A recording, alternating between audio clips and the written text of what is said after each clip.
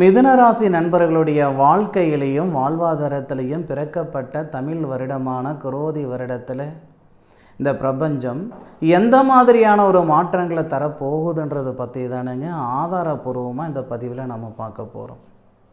குரோதி வருடம் சித்திரை மாதம் 1ஆம் தேதி ஞாயிற்றுக்கிழமை அதிகாலை திருவாதிரை நட்சத்திரம்னு சொல்லக்கூடிய சிவபெருமான் பிறந்த நட்சத்திரத்தில் 69 டிகிரி மிதுன ராசி விருச்சிக லக்னத்தில் தான் இந்த வருடம் பிறக்கப்பட்டிருக்கு. பிறக்கப்பட்ட குரோதி வருடம் மிதுன ராசி நண்பர்களுக்கு சாதகமாக இருக்குமா அல்லது பாதகமாக இருக்குமா? மிதுன ராசிய அதிபதி புதன் 10வது பாவகத்தில் நீட்ச நிலையில் இருக்கக்கூடிய தருணத்தில் தான் இந்த வருடம் பிறக்கப்பட்டது. குரோதி வருடத்தில் குரு பகவான் மட்டும்தான் பயிற்சியை தவிர பெரிய கிரகங்களுடைய பயிற்சி வேற ஒன்றும் கிடையாது. சனி பகவானுடைய பயிற்சி இருக்குது, ராகு கேது பயிற்சி இருக்குது, இல்லை, குரு பகவானுடைய பயிற்சி மட்டும்தான்.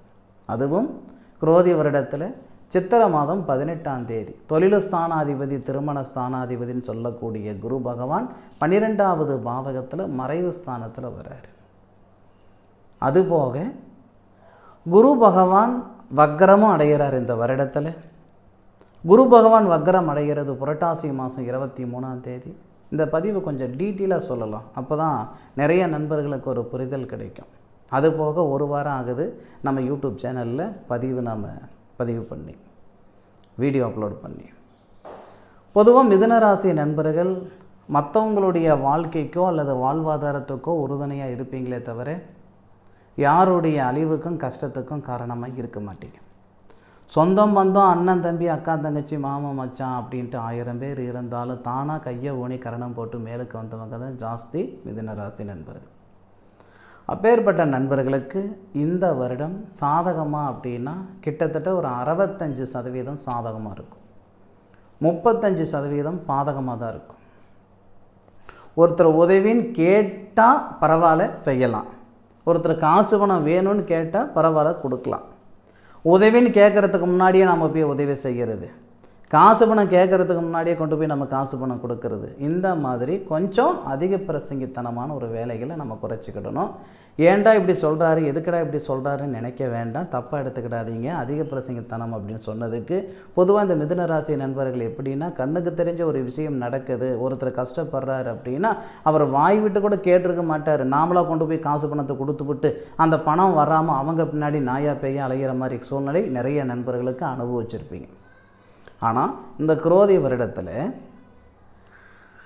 உங்களுடைய தொழில் ஸ்தானாதிபதினு சொல்லக்கூடிய கிரகம் 12வது பாவகத்தில் பகையாகவும் ஆக போகிறாரு, அதுபோக மறையவும் போக போகிறார். அதுபோக அந்த திருமண ஸ்தானாதிபதினு சொல்லக்கூடிய கிரகம் குரு, திருமணக்காரகன் அப்படின்னு சொல்லக்கூடிய இடம் சுக்கிரனுடைய இடம் ரிஷபம், தேவகுரு அசுரகுருன்னு சொல்லக்கூடிய சுக்கிர பகவானுடைய ஆதிக்கத்தில் மறைகிறார். சித்திரை மாதம் 18ஆம் தேதிக்கு மேற்கொண்டு பொருளாதாரத்தில் ஒரு சில நண்பர்களுக்கு பாதகம் ஏற்படும், கணவன் மனைவிக்குள்ளார சிறு சிறு சங்கடங்கள் கொடுக்கும். சித்திரை மாதம் 18 தேதிக்கு மேற்கொண்டு புத்திசாலித்தனமாக செய்ய வேண்டிய வேலை என்ன அப்படின்னா, இந்த நேரத்தில் இருக்கிற வேலையை அதிகப்படுத்தாமல் என்ன இருக்குதோ அதை அப்படியே செய்துக்கிட்டு வாங்க. ஏன்னா தொழில் ஸ்தானாதிபதி பகை நீட்சம், பகை 2வது மறைவு. இருக்கிற தொழிலுக்கு பங்கம் கிடையாது, புதுசாக ஏதாவது செய்யணும்னா தான் கொஞ்சம் யோசனை பண்ணி பண்ணணும். மண்மனை வாங்குறீங்களா தாராளமாக, ஏன்னா சுப விரைய செலவு தாராளமாக செய்யலாம், தப்பே வராது. கடனுடன் வாங்கியாவது ஒரு வீடு வாசல் கட்டணுங்க, ஒரு மண்மனை வாங்கினேன், ஒரு தோட்டம் துறம் வாங்கினேன்னா தப்பே வராது. ஏன் சார் கடனுடன் வாங்கி நான் வீடு வாசல் வாங்கணும் கட்டணும் அப்படின்னா வேறு வழி இல்லை. காசு பணம் வச்சுக்கிட்டு கல்யாணமும் பண்ண முடியாது, வீடு வாசலாம் கட்ட முடியாது. சும்மாவா சொன்னாங்க வீட்டை கட்டிப்பார் கல்யாணம் பண்ணிப்பாருன்ட்டு? அப்போது ஜாதகத்தில் அதுக்கான நேர காலங்கள் வந்தால் தான் நம்மளால் செஞ்சுக்கிட முடியும். மிதுன ராசி நண்பர்கள் சொந்தமாக ஒரு மனம் உருவாக்குறதுக்கு உண்டான நேரம் இந்த நேரம். அதுவும் குரோதி வருடத்தில் எந்த நாளில் உருவாக்கலான்றது நான் உங்களுக்கு சொல்லிடுறேன். சரியாக ஆனி மாதம் 15ஆம் தேதியிலிருந்து ஐப்பசி மாதம் 29ஆம் தேதி வரை மிதுன ராசி நண்பர்கள் எங்கே இருந்தாலும் பரவாயில்ல, இந்த தேதியை எழுதி வச்சுக்கோங்க. ஆனி மாதம் 15ஆம் தேதியிலிருந்து ஐப்பசி மாதம் 29ஆம் தேதி வரை 100% சத்தியமாக மண்மனை வாங்கிறதுக்கு உண்டான நேரமாக மிதுன ராசி நண்பர்களுக்கு வரப்போகுதுன்றதில் எந்த விதமான மாற்று கருத்தும் கிடையாது. அதுபோக பொருளாதாரத்தில் இருக்கிற சங்கடங்கள் எல்லாமே இந்த தருணத்தில் நமக்கு சீராக இருக்கும்.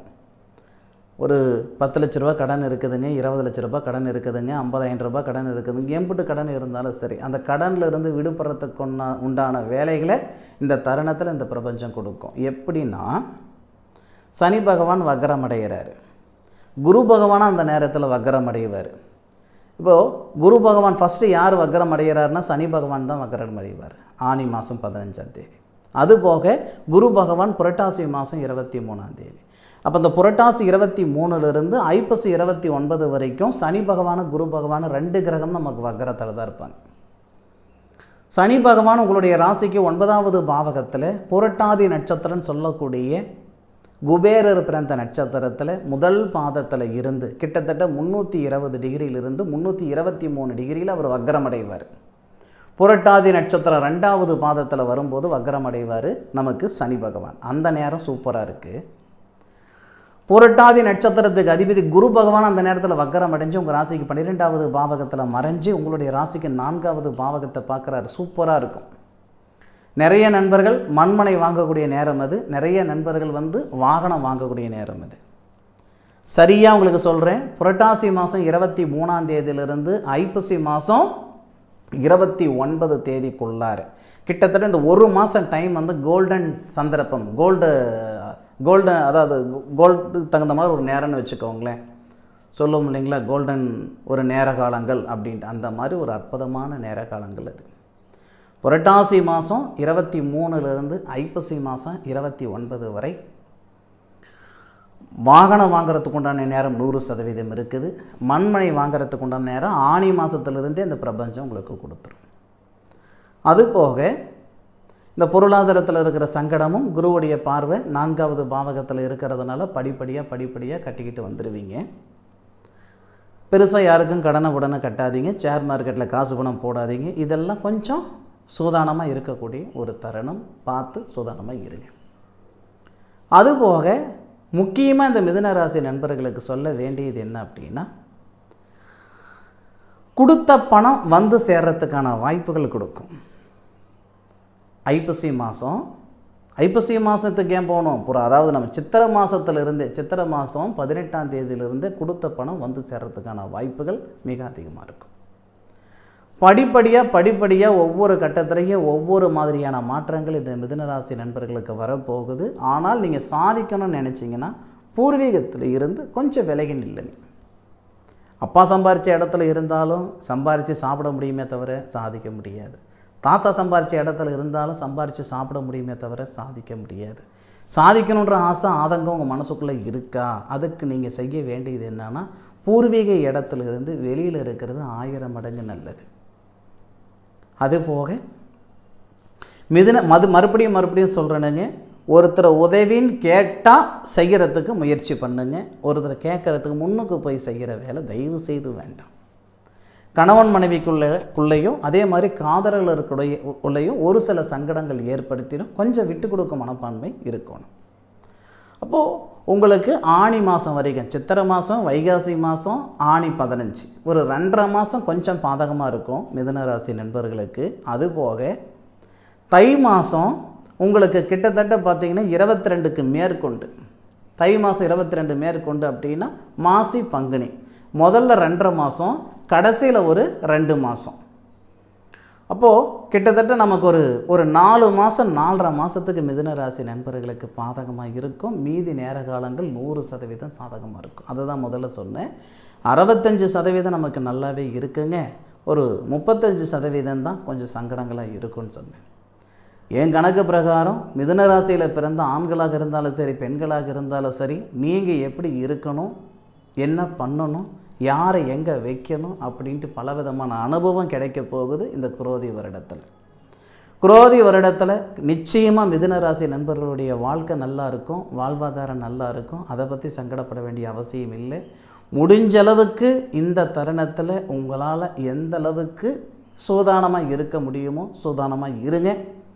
மண்மனை வாங்கிறதுக்கு உண்டான நேரம் அது மறந்துட வேண்டாம். ஆனி மாதத்திலிருந்தே முயற்சி பண்ணுங்கள். ஆனி 15லிருந்து ஐப்பசி 29 வரைக்கும் ரொம்ப ரொம்ப ரொம்ப தரமான நேரம், தகுதியான நேரம், அருமையான நேரம், அற்புதமான நேரம் மிதுன ராசி நண்பர்களுக்கு சொல்லக்கூடியது புரட்டாசி 23ஆம் தேதியிலிருந்து ஐப்பசி 29 வரை கோல்டன் ஆப்பர்ச்சுனிட்டி. அந்த நேரம் சரியான ஒரு நேரம், அற்புதமான ஒரு நேரம்.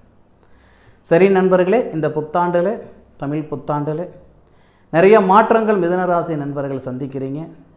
இந்த மாற்றங்கள் நிச்சயமாக நல்ல விதமான ஒரு மாறுதலாக இருக்குன்றதில் எந்த விதமான மாற்று கருத்து இல்லை. என்னுடைய காணொலி முழுமையாக பார்த்தமைக்கு மனசில் இருந்து மனமார்ந்த நன்றிகளை சொல்லிக்கிட்டு மீண்டும் அடுத்த ஒரு அற்புதமான தருணத்தில் உங்கள் அனைவரையும் சந்திக்கும் வரை உங்களிடமிருந்து விடைபெறுவது உங்கள் வீட்டு ஜோதிட நண்பனான மா காளிதாஸ் மணிகண்டன். திருச்சிற்றம்பலம்.